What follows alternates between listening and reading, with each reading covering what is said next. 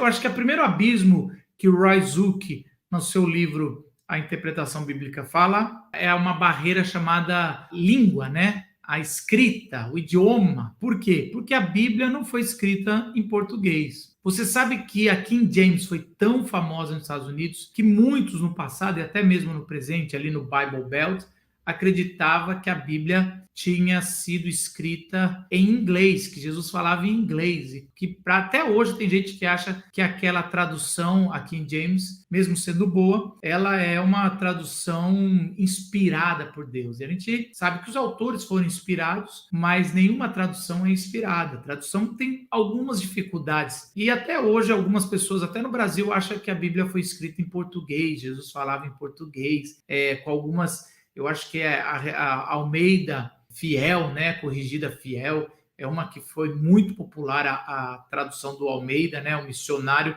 ali do século XVI, e até hoje a gente tem várias revisões da tradução. E aí a gente tem esse negócio da língua, só que o problema é que quando se traduz, existe algumas dificuldades que a gente enfrenta. Existe um ditado italiano que fala o seguinte: traduttore traditore, né? Que era cada tradutor é um traidor. Porque cada tradução a gente precisa fazer uma opção e as palavras não são equivalentes numa língua para outra. Se eu falar I miss you, o significado de I miss you é eu sinto saudades de você. Mas você pode também traduzir como eu sinto a sua falta, né? Mas não quer dizer saudades exatamente. É uma falta que está sentindo, mas saudades é muito mais do que uma falta, né? Ou se eu usar a expressão em inglês, take your time, o que quer dizer é leve o tempo que for. Mas a tradução exata é pegue o seu tempo, pegue o tempo. E aí a gente fica nesse negócio, eu quero uma tradução exata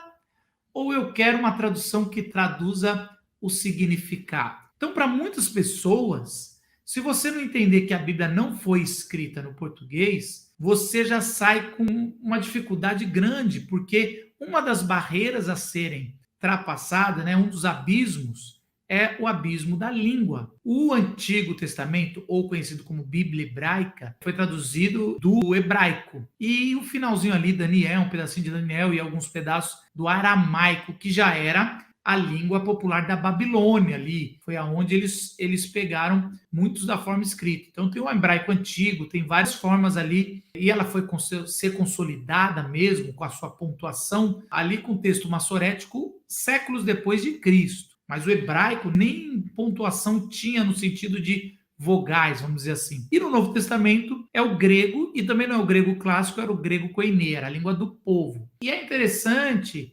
que as traduções, elas fizeram um bom papel. Então, com as traduções, a gente tem boas traduções para o português. Só que a gente sempre tem que saber que o texto original é um texto de cópias, a gente não tem o autógrafo, e a gente tem também as traduções, e nenhuma tradução é exata, porque a língua, como eu acabei de falar, não dá para ser traduzido literalmente de uma para outra. Uma outra coisa é que uma língua, por exemplo, o grego, ele tem vozes, né, que não tem no português. A gente tem a voz ativa, a voz neutra e a voz passiva.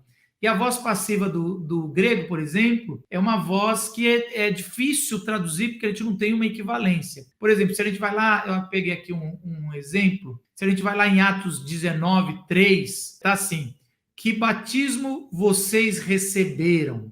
Está sendo uma pergunta, né? Que batismo receberam? Trata-se aqui da voz passiva. É como se fosse... Você não pode batizar a si mesmo. Então, a gente traduziu como que batismo você recebeu. Mas quando a gente vai lá para a oração do Pai Nosso, fala santificado seja o seu nome. Só que ali é voz passiva também, e porque ninguém pode santificar o nome de Deus, mas a gente ora para que o nome de Deus seja santificado, mesmo alguém, mas na voz passiva. É como se Deus mesmo se santificasse, e o que a gente tem que fazer é deixar isso acontecer o mais rápido possível. Então é até difícil explicar, porque existem pequenos detalhes, mas é bom a gente entender, de tempos verbais ou de uma voz, por exemplo, que não tem na equivalência do português, e a gente tem que traduzir o que é mais próximo possível.